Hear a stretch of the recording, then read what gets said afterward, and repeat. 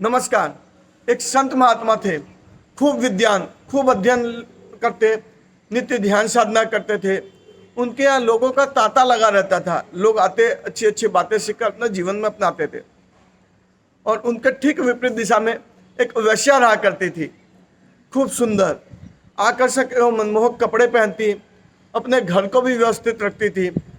और दोनों अपने अपने लाइन के मास्टर थे। जब वैश्या अकेली बैठी रहती तो महात्मा जी का चिंतन करती थी, वाह, भगवान ने कितना अच्छा जीवन दिया है, कितना सात्विक चिंतन। लोग आते हैं, उसके सीख कर अपने जीवन में भवसागर पार लगाते हैं।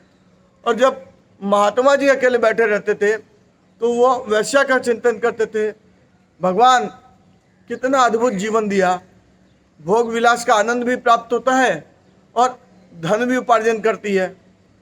दोनों एक दूसरे का चिंतन करते।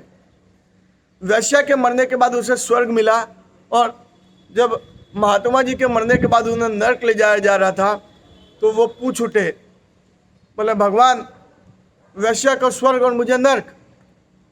उसने अपने पूरे जीवन तामसिक कार्य किए, भोग विलास में लगी रहती थी, कितनों के जीवन में कलेश करवा, कितनों तो घर ही तोड़वा दिए, उसे स्वर्ग।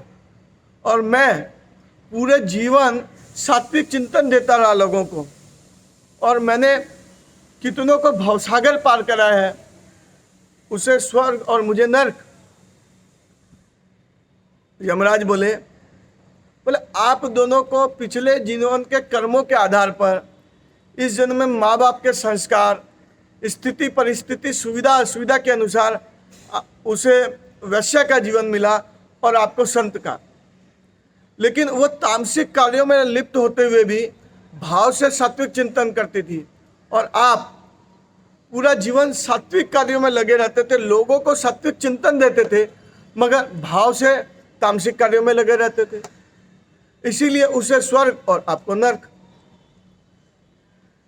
हमारे साथ देखिए, भौगोलिक रूप से स्वर्ग और नरक कहाँ है, या तो आचार्य लोग बता सकते हैं या साइंटिस्टों का विषय है। लेकिन इस जीवन में हमारे साथ बहुत बार ऐसा होता है कि हम क्या उठते हैं, मेरे साथ ही ऐसा क्यों, नरक सा जीवन हो गया है, मैंने किसी का क्या बिगाड़ा था, मैंने अपने जीवन में कुछ गलत नहीं किया फिर भी। मगर सच्चाई यह है कि केवल और केवल हम ही जानते हैं कि हम कितने सही हैं, कितने गलत। हमने कितनों के साथ गलत कार्य किए हैं, हमने कितनी बार सच झूठ किया है, और क्या किया न किया उसका पूरा का पूरा चिंतन हमारे पास ही है। लेकिन जब हम दूसरे के एंगल से देखते हैं तो अलग विषय है। हमारा अपना देखने का एंगल होता है कि हमने हमेशा परिस्थिति के अनुसार किया, मजबूरी के अनुसार किया, ये करना पड़ा, और सभी करते हैं, लॉजिकल है। दूसरा करे तो क्राइम, हम करे तो लॉजिकल।